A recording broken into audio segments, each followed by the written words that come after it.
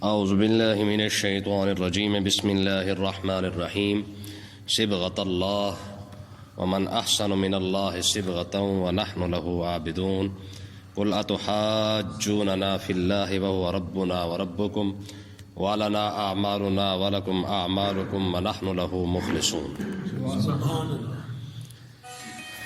آج اللہ تعالیٰ کے فضل و کرم سے الحمد سے لے کر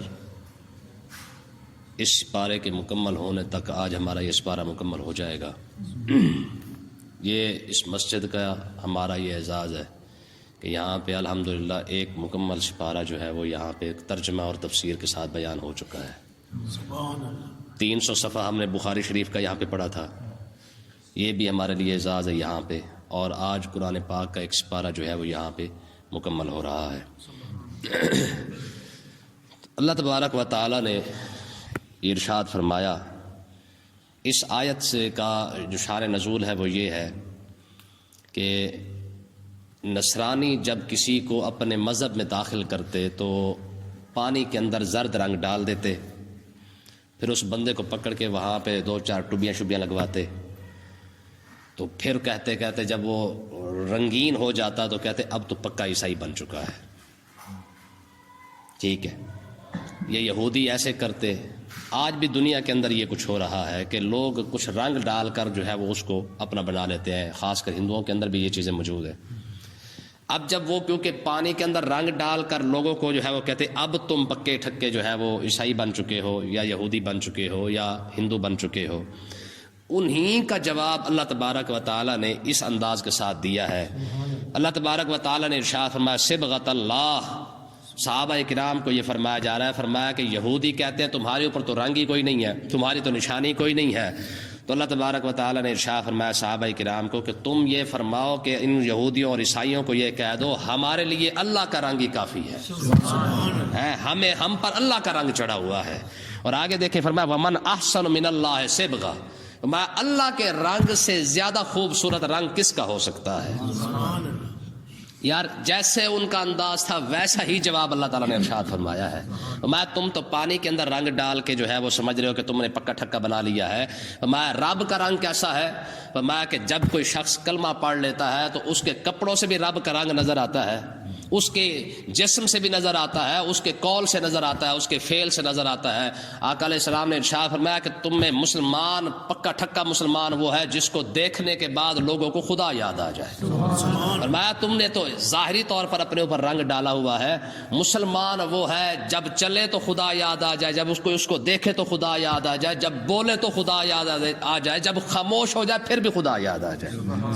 ہمارے بزرگان دین کے اندر ایسے لوگ گزرے ہیں، ٹھیک ہے۔ امام محمد رحمۃ اللہ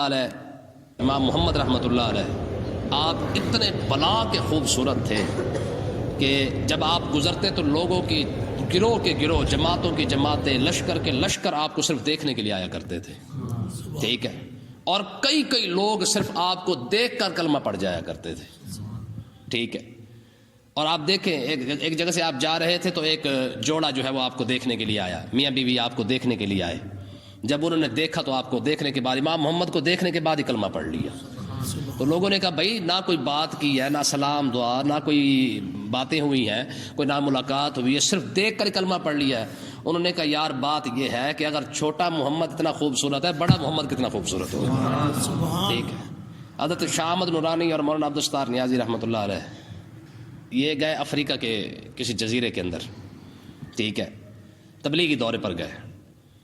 ان دونوں کو دیکھ کر نہ کافی سارے لوگ وہاں پہ اکٹھے ہو گئے، ماشاءاللہ امامہ شریف اور مولانا عبدالستار نیازی رحمۃ اللہ علیہ کا تو ویسے ایک ٹھاٹ باٹ بھی تھا اور ترہ بھی ماشاءاللہ بڑا ٹکا کے آپ پہنا کرتے تھے۔ تو ان کو دیکھ کر نہ لوگ اکٹھے ہو گئے، انہوں نے کہا یار یہ کون ہے؟ تو جو ساتھ جو مترجمین تھے انہوں نے کہا یار یہ مسلمان اپنے آپ کو کہلاتے ہیں، ٹھیک ہے۔ تو مولانا عبدالستار نیازی اور شاہ احمد نورانی رحمۃ اللہ علیہ کو صرف خالی دیکھنے کے بعد جن لوگوں نے وہاں پہ دیکھا کہتے ہیں کہ ان میں سے اکثر لوگوں نے کلمہ پڑھ لیا تھا صرف خالی دیکھنے کے بعد، ٹھیک ہے۔ اور مولانا عبدالستار نیازی رحمۃ اللہ علیہ فرمایا کرتے تھے، آپ فرماتے تھے کہ میں نے ساری زندگی کے اندر کبھی کسی گستاخ سے ہاتھ نہیں ملایا، ساری زندگی میں کسی گستاخ سے میں نے ہاتھ نہیں ملایا، ٹھیک ہے۔ تو مقصد کیا ہے؟ تو یہ ہے اللہ کا رنگ. آقا علیہ الصلوۃ والسلام سے پوچھا گیا کہ یا رسول اللہ قیامت کے دن تو ساری امتیں اکٹھی ہوں گی، آپ لوگوں کو کیسے پہچانیں گے کہ یہ میری امت ہے؟ آقا علیہ السلام نے ارشاد فرمایا قیامت کے دن جو ہے وہ میری امت کو جو وضو کا جو رنگ چڑھا ہوگا نا اسی رنگ سے ہی پہچانے جائیں گے. ٹھیک ہے، اعضائے وضو جو ہے وہ چمک رہے ہوں گے، ان چمک کی وجہ سے پہچانے جائیں گے کہ یہ مصطفیٰ کریم کی امت آ رہی ہے. ٹھیک ہے، تو اللہ تبارک و تعالیٰ نے ارشاد فرمایا تم ان کو یہ جواب دو کہ صبغۃ اللہ، ہم پر رب کا رنگ چڑھ چکا ہے. ٹھیک ہے، ومن احسن من اللہ صبغہ، رب کے رنگ سے زیادہ کس کا رنگ خوبصورت ہے. ٹھیک ہے، وَنَحْنُ لَهُ عَابِدُونَ، ہم تو بھائی اسی کی عبادت کرتے ہیں. ٹھیک ہے، جس کا رنگ ہمیں چڑھ چکا ہے اب ہمیں کسی اور رنگ کی ضرورت نہیں. ٹھیک ہے دیکھنا حرام تجھے دیکھنے کے بعد، جب بات ختم ہو گئی ہے، جب رب کے رنگ میں آ ہی گئے ہیں تو پھر اب کسی اور رنگ کی ضرورت ہی نہیں رہی ہے. حضرت کعب بن مالک یہ صحابی رسول ہے، بخاری شریف کے اندر ان کا واقعہ ہے. یہ غزوہ تبوک سے رہ گئے تھے تو آقا علیہ الصلوۃ والسلام ان سے ناراض ہو گئے. 40 دن تک آقا علیہ السلام نے فرمایا تب کعب کے ساتھ کوئی نہ بولے. ٹھیک ہے، اور یہ بڑا ان کا بڑا دلچسپ واقعہ ہے. وہ کہتے ہیں ثم اصلی قریبا منہ فاسارقہ النظر فاذا اقبلت علی صلاتی نظر الی واذا التفت نحوه اعرض عنی. یہ کہتے ہیں کہ میں نے 40 دن تک جو ہے وہ آقا علیہ الصلوۃ والسلام تو مجھ سے بولتے نہیں تھے، اور پھر پوری امت مسلمہ پورا مدینہ طیبہ مجھ سے کوئی بھی نہیں کلام کرتا تھا، کیونکہ حضور کا حکم جو تھا. کہتے ہیں ثم اصلی قریبا منہ، میں نے بہانے بنا کر نہ حضور کے مصلی کے قریب نماز پڑھتا. ٹھیک ہے، فاسارقہ النظر، نماز پڑھتے نا قیام کے اندر چوری چوری حضور کو دیکھا کرتا تھا. کہ فائز اقبل تو اللہ صلاتی، جب میں نماز کی طرف توجہ کرتا ناظر الیہ، حضور مجھے دیکھ کر مسکرایا کرتے تھے. وائز التفت، اور جب میں حضور کی طرف توجہ کرتا فارد عنی، حضور علیہ الصلوۃ والسلام مجھ سے منہ پھیر کر پھر مسکرایا کرتے تھے. ٹھیک ہے، تو مقصد کہنے کا یہ ہے ان کے پاس نا بادشاہ نے خط بھیجا. اس نے کہا میں نے سنا تیرے نبی نے تجھے چھوڑ دیا، تو ہمارے پاس آ جا، ہم تجھے شاہی مہمان بھی بنائیں گے، تجھے عزت بھی دیں گے، تجھے بڑا کچھ جو ہے وہ ہم دیں گے. تو ان کے پاس خط آیا تو انہوں نے وہ خط اٹھا کے نا بازار کے اندر جا رہے تھے تو وہاں پہ تنور چل رہا تھا، انہوں نے خط اٹھا کے تنور کے اندر ڈال دیا اور قاصد کو فرمانے لگے اگر تو سفیر قاصد نہ ہوتا، پیغام رساں نہ ہوتا تو میں تجھے قتل کر کے اس کو جواب دیتا. تو کون ہے ہمارے درمیان آنے والا؟ بات سمجھی کہ نہیں آئی ہے؟ تو اللہ تبارک و تعالیٰ نے آگے ارشاد فرمایا صحابہ آپ ان کو یہ فرما دیں، اور اللہ تبارک و تعالیٰ نے آگے فرمایا کل، اے محبوب آپ یہ فرما دو اتحاجوننا فی اللہ، اور تم رب کے معاملے میں ہم سے جھگڑ رہے ہو. تم یہ کہ ہمیں یہودی بنانا چاہتے ہو، عیسائی بنانا چاہتے ہو، لیکن آج بھی تو یہ لگے ہوئے نا مسلمانوں کو آج بھی یہودی بنانے کی پوری سازشیں اور تیاریاں ہو رہی ہیں. ٹھیک ہے، عیسائی بنانے کے لیے کتنا کچھ نہیں ہو رہا ہے. تو اللہ تبارک و تعالیٰ نے ارشاد فرمایا کہ تم رب کے معاملے میں ہم سے جھگڑتے ہو کہ یہودی بن کر رب کو مانو. وَهُوَ رَبُّنَا وَرَبُّكُمْ، حالانکہ وہ تمہارا بھی رب ہے اور ہمارا بھی رب ہے. تم بھی اسی کو مانتے ہو، ہم بھی اسی کو مانتے ہیں، لیکن فرق یہ ہے کہ تم شرک کر کے اس کو مان رہے ہو، ہم لا شریک لہ اس کو کہہ کے پھر اس کو مان رہے ہیں. ٹھیک ہے، ہم تو بغیر شرک کے اس کو مان رہے ہیں. ٹھیک ہے، وَلَنَا أَعْمَالُنَا، ہمارے لیے پھر ہمارے عمل ہے، وَلَكُمْ أَعْمَالُكُمْ، اور تمہارے لیے تمہارے عمل ہے. تمہیں بھی پتہ چل جائے گا قیامت والے دن کہ تم نے کیسے رب کو مانا تھا، اور ہم بھی دیکھیں گے کہ قیامت والے دن ہم نے رب کو کیسے مانا ہے. قرآن مجید کہتا ہے ان اللہ لا یغفر ان یشرک بہ ویغفر ما دون ذلک، رب قیامت کے دن ہر گناہ معاف فرما دے گا لیکن شرک معاف نہیں کرے گا، کسی صورت بھی معاف کوئی نہیں ہے. ویغفر ما دون ذلک کے اندر ہر گناہ آ سکتا ہے صرف شرک کے علاوہ، شرک کسی صورت قطر معافی نہیں ہے. ٹھیک ہے، تو اللہ تبارک و تعالیٰ نے ارشاد فرمایا کہ وَنَحْنُ لَهُ مُخْلِصُونَ، فرمایا تم ان کو کہہ دو بھائی تمہارے اعمال تمہارے سر اور ہمارے اعمال ہمارے سر. وَنَحْنُ لَهُ مُخْلِصُونَ، ہم تو خالص اپنے رب کے بندے ہیں. ہم کسی بھی صورت کے اندر اللہ تبارک و تعالیٰ کے معاملے کے اندر کوئی ہمارے اندر ڈھیل، اللہ اور اللہ کے رسول کے معاملے میں ہمارے پاس کوئی ڈھیل نہیں ہے. ٹھیک ہے، حضرت حبیب تابعی ہے، حبیب تابعی ہے. ذرا دیکھیں یار دین کے معاملے کے اندر سختی کس کو کہتے ہیں. حضرت حبیب کو ایک بادشاہ نے پکڑ لیا، عیسائی نے، بلکہ ایک وہ دجال نے پکڑ لیا، کذاب نے جس نے جھوٹا نبوت کا دعویٰ کیا، غالباً مسلمہ تھا میرا خیال ہے، اس نے پکڑنے کے بعد جب ان کو قریب لایا گیا تو اس نے کہا کہ اتشہد ان محمد رسول اللہ، تو گواہی دیتا ہے کہ حضور اللہ کے رسول ہیں؟ قال نعم، فرمایا ہاں میں گواہی دیتا ہوں کہ واقعی حضور اللہ کے رسول ہیں. کہا اتشہد انی رسول اللہ، کیا تو یہ بھی گواہی دیتا کہ میں بھی اللہ کا رسول ہوں؟ آپ پتہ کیا فرماتے؟ آپ فرماتے لا اسمع، میں سنا ہی کوئی نہیں، پتہ نہیں کیا بھونک رہا ہے تو۔ اس نے پھر کہا اتشہد ان محمد رسول اللہ، قال نعم، کہا تو یہ گواہی دیتا حضور اللہ کے رسول ہے؟ کہا اتشہد انی رسول اللہ، کہا میں بھی اللہ کا رسول ہوں؟ کہا لا اسمع، میں نہیں سن رہا۔ اس کا مطلب یہ کہ چبل بندے کی بات سننے کی ضرورت بھی نہیں ہے۔ آج تو کہتے ہیں جی سب کی سن لینی چاہیے، یہ سب کے سننے کا تماشا یہ نکلا پڑا ہے، ٹھیک ہے نا جی۔ حضرت یہ خوابوں کی تعبیر بتانے والے امام ابن سیرین، امام محمد بن سیرین رضی اللہ تعالیٰ عنہ، یہ تابعی ہیں، ٹھیک ہے، خوابوں کے بہت بڑے ماہر تھے یہ۔ امام ابن سیرین کے پاس دو بندے آ گئے، کہنے لگے جی ہم آپ کو حدیث سنانا چاہتے ہیں۔ آپ نے فرمایا میں نے نہیں سننی، نکلو۔ کس کو؟ انہوں نے کہا جی ہم قرآن کی تفسیر آپ کو چلو سنا دیتے ہیں۔ آپ نے فرمایا میں نے تم سے قرآن کی تفسیر بھی نہیں سنی۔ وہ کہنے لگے جی صرف چلو سادہ قرآن ہی سن لو۔ آپ نے فرمایا میں نے تم سے قرآن بھی نہیں سننا، تم نے جانا یا میں اٹھ کے چلا جاؤں۔ اس کا مطلب یہ کہ ہر کسی سے قرآن اور حدیث سننے کی ضرورت ہے۔ جو بندہ کہتا ہے نا جی سب سے سننی چاہیے اور سب کی سننی چاہیے، جب بندہ سب کی سنتا ہے نا پھر بندے کا بیڑا غرق ہو جاتا ہے۔ اور ہاں یاد رکھے، جو بندہ بھی آپ کو سنا، اس نے کہا ہمیں تیری سننے کی ضرورت نہیں ہے، ہمیں سنانے کے لیے ہمارے علماء کافی ہے، ٹھیک ہے نا جی، ہمیں تجھ سے سننے کی ضرورت نہیں ہے۔ تو اس لیے یاد رکھیں، یہ جب سے ہمارے اندر یہ بات آئی ہے نا جی سب کی سننی چاہیے، یہ اس دن سے ہمارا بیڑا غرق ہو گیا ہے۔ کیوں؟ امام ابن سیرین سے کسی نے بعد میں کہا جناب قرآن کی 2 آیتیں سن لیتے کیا ہو جاتا؟ آپ نے فرمایا تمہیں پتہ کوئی نہیں، یہ خارجی ہیں۔ اگر یہ قرآن کو اس انداز سے بیان کرتے اور وہ بیان، وہ ان کی جو تفسیر ہے، اگر وہ میرے دل کے اندر بیٹھ جاتی اور میرے بھی دماغ کے اندر بیٹھ جاتی وہ بات، تو پھر بتاؤ میرا قیامت کے دن کیا حشر ہوتا۔ آج جو لوگ دیکھیں نا دین کے معاملے میں کیوں شک شبہات کے اندر پڑ گئے ہیں، کیونکہ وہ ہر کسی کی سن کر ہوئے۔ آگے اللہ تبارک و تعالیٰ نے ارشاد فرمایا ام تقولون، میں تم صرف اور صرف ان کو یہ جواب دو، ان ابراہیم و اسماعیل و اسحاق و یعقوب والاسباط کانوا ھودا او نصارا، تم ان کو یہ کہو کہ ابراہیم، اسماعیل، اسحاق اور یعقوب اور ان کی جو اولاد ہے کانوا ھودا او نصارا، تم جو کہتے ہو کہ ان کے جو بیٹے ہیں وہ یہودی تھے یا نصرانی تھے، یہ جو تم کہتے ہو، قل اانتم اعلم ام اللہ، تم زیادہ جانتے ہو یا اللہ زیادہ جانتا ہے؟ کیسا جواب ہے یار؟ آپ ان سے پوچھیں، یہ جو کہتے ہیں نا جی ابراہیم، اسماعیل، اسحاق اور یعقوب علیہ السلام اور ان کی اولاد جو ہے یہودی کہہ رہے ہیں وہ یہودی تھے، عیسائی کہتے ہیں جی وہ عیسائی تھے، حالانکہ یہودی بھی بعد میں آئے ہیں، عیسائی بھی بعد میں آئے ہیں۔ اب ان کی عقل نہیں کام کر رہی، بھئی یہودی اگر تم جو کہہ رہے ہو یہ ابراہیم علیہ السلام یہودی تھے، یہودی تو بنے یعقوب علیہ السلام کی اولاد سے ہے، عیسائی تو بنے عیسیٰ علیہ السلام کی اولاد سے ہے، پھر تم یہ کیسے دعویٰ کر رہے ہو یہ ابراہیم علیہ السلام بھی یہودی تھے؟ یا عیسائیوں کو کہا جا رہا ہے کہ تم یہ کیسے دعویٰ کر سکتے کہ ابراہیم علیہ السلام عیسائی تھے، حالانکہ تم دونوں کے نبی بعد میں آئے ہیں۔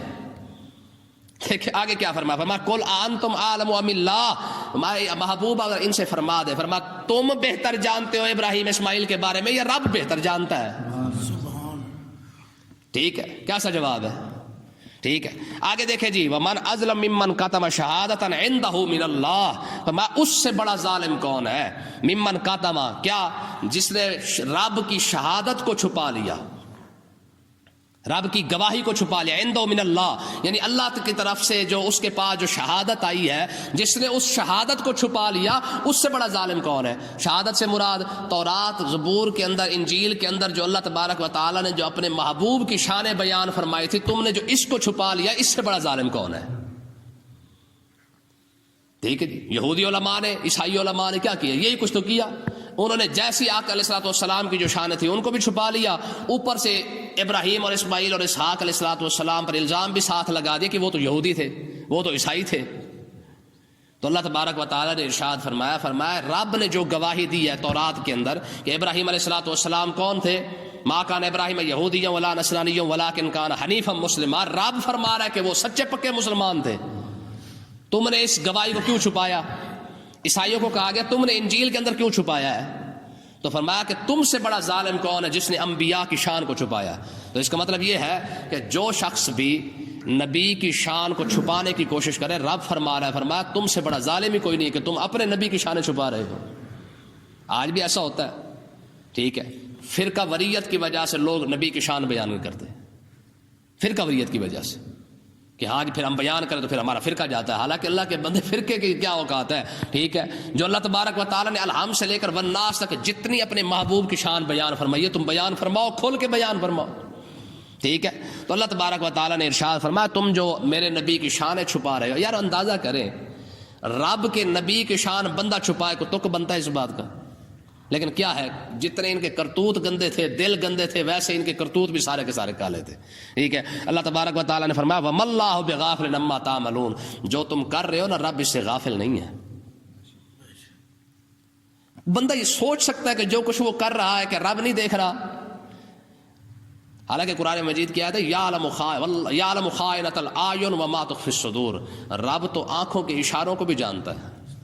یہ جو یوں کر کے کرتے نا اشارے, ٹھیک ہے, فرمایا یعلم خائنۃ الاعین, فرمایا آنکھوں کے کناروں سے جو تم اشارے کرتے ہو نا رب اس کو بھی جانتا ہے. وما تخفی الصدور, اور سینے کے اندر جو راز بھی تمہارے اندر مخفی کھڑے ہوئے ہیں, جو چھپے ہوئے ہیں, رب تو ان کو بھی جانتا ہے. آگے دیکھیں جی, تلک امۃ قد خلت, یہ پہلے بھی یہ آیت گزر چکی ہے, دوبارہ پھر ان کو کہا جا رہا ہے. فرمایا کہ جو یہ امتیں پچھلے گزری ہیں لہا ما کسبت, جو کچھ انہوں نے کیا ہے وہ ان کا آگے بھرنا پڑے گا. وَلَكُمْ مَا كَسَبْتُمْ, اور جو کچھ تم کما رہے ہو یہ تمہیں ملے گا. وَلَا تُسْأَلُونَ عَمَّا كَانُوا يَعْمَلُونَ, اور قیامت کے دن تم سے ان کے بارے میں سوال نہیں پوچھا جائے گا. دیکھیں نا, لوگ دلیل بناتے کہتے جی ہمارے پچھلے ایسے کرتے تھے تو ہم کیوں نہ کریں. تو اللہ تبارک و تعالیٰ نے یہ دلیل دی ہے. فرمایا قیامت والا دن رب تم سے نہیں, یہ نہیں پوچھے گا کہ پچھلے کیسے تھے اور کیسے نہیں تھے. رب تم سے پوچھے گا بتا تو کیا کرتا رہا ہے. سمجھ آئی کہ نہیں آئی؟ تو اس کا مطلب یہ ہے کہ یہ دلیل نہیں بنانی چاہیے پچھلے ایسے تھے تو ہم بھی لہٰذا ایسے کر رہے ہیں. جس طرح ہماری قوم کا رواج ہے, وہ کہتے جی پیچھے سے چلی آ رہی ہے. بھائی کیا کہتے ہیں, کہتے جی پیچھے سے چلی آ رہی ہے. اور بھائی پیچھے کو چھوڑ, آگے کی سوچ. ٹھیک ہے, رب تجھ سے پوچھے گا کہ تو نے کیا کیا ہے. یہ حدیث پاک ہے بخاری کے اندر, جگہ جگہ حدیث پاک موجود ہے. آقا علیہ الصلوۃ والسلام نے ارشاد فرمایا جب بندہ قبر میں چلا جاتا ہے نا, فرشتے جب میرے بارے میں اس سے پوچھتے ہیں نا کہ ہاں جانتا ہے اس شخصیت کو, ما علمک بہذا الرجل, جو حضور نے فرمایا مومن تو مجھے پہچان لیتا ہے کہ ہذا محمد الرسول اللہ جاءنا بالبینات. ٹھیک ہے, آقا علیہ السلام نے ارشاد فرمایا مومن تو یہی کہتا ہے ان کے بارے میں کیا پوچھنا ہے, یہ تو رسول اللہ کی ذات ہے. آقا علیہ السلام نے فرمایا جو ہوتا ہے نا مرتاب اور منافق, مرتاب اور منافق. آقا علیہ السلام نے ارشاد فرمایا جب فرشتے قبر میں اس سے پوچھتے ہیں نا بتا اس کے بارے میں کیا کہتا تھا دنیا میں, وہ کہتا ہے ہائے ہاتھ اللہ ادری, کہتا ہے خدا کی قسم مجھے پتہ نہیں ہے, میں ان کو نہیں جانتا. ہاں جیسے لوگ کہتے تھے میں بھی ویسے کہہ دیتا تھا. یہ بخاری کے اندر لفظ ہے. کیا کہا, جیسے لوگ کہتے تھے میں بھی ویسے کہہ دیا کرتا تھا. تو اللہ تبارک و تعالی فرشتے اسے فرمایا کہ تو نے پھر تحقیق کیوں نہ کی, تجھے پتہ ہی کوئی نہ تھا, ساری زندگی تو نے گزار دی, تو نے اس شخصیت کے بارے میں پتہ کرنے کی بھی, تحقیق کرنے کی بھی گوارہ نہ کی. تو اس کا مطلب یہ ہے کہ یہ جو ہماری آنکھیں بند کر کے جو ہم جو تقلید کے پیچھے لگ جاتے ہیں نا کہ جناب ہم فلانے ہم نے وٹکے کو ایسے کرتے دیکھا ہے, ایسے کرتے دیکھا ہے. قرآن مجید نے بار بار فرمایا پیچھے وَإِذَا قِيلَ لَهُمُ اتَّبِعُوا مَا أَنزَلَ اللَّهُ قَالُوا بَلْ نَتَّبِعُ مَا أَلْفَيْنَا عَلَيْهِ آبَاءَنَا. جب مسلم کہا جاتا ہے نا لوگوں کو کہ بھائی اللہ نے جو نازل کیا اس پر ایمان لاؤ, آگے پتہ کیا جواب دیتے ہیں, کہتے ہیں قَالُوا بَلْ نَتَّبِعُ مَا أَلْفَيْنَا عَلَيْهِ آبَاءَنَا, ہم تو وہی کریں گے جو ہمارے باپ دادا کرتے آ رہے ہیں. ایمانداری سے بتائیں یہی جواب آج قوم دیتی ہے کہ نہیں دیتی؟ ہم کہتے ہیں یار قرآن میں یہ مسئلہ لکھا ہے, حدیث کے اندر یہ مسئلہ موجود ہے, فقہا نے یہ مسئلہ لکھا ہے. وہ کہتے ہیں جناب ٹھیک ہے بس ساری گل چھڈو, اسی کی کریے, ساڈے پیچھے چلا آ رہا ہے. جب بھی کوئی مسئلہ دین کا بتاتے ہیں وہ کہتے ہیں جی اسی کی کریے, پیچھے چلا آ رہا ہے, ہم کی کریے. تو اس کا مطلب یہ ہے قیامت کے دن اس بارے میں سوال ضرور ہونا ہے کہ ہاں تو اپنی بارے میں بتا, تو پیچھے والوں کو چھوڑ, پیچھے نے کیا کیا ہے. تو تحقیق انسان پر فرض ہے, چاہے وہ جیسی بھی ہو, جس طریقے سے دل کرے جناب وہ اپنی تحقیق کر کے ایمان لائے اور ہر مسئلے میں قرآن اور حدیث کو آگے رکھے, پیچھے والوں کو آگے نہ رکھے. اللہ تعالیٰ سمجھنے کی توفیق عطا فرمائے. آج الحمدللہ ہمارا یہ کیا کہتے ہیں پہلا سپارہ مکمل ہو گیا, شکر الحمدللہ.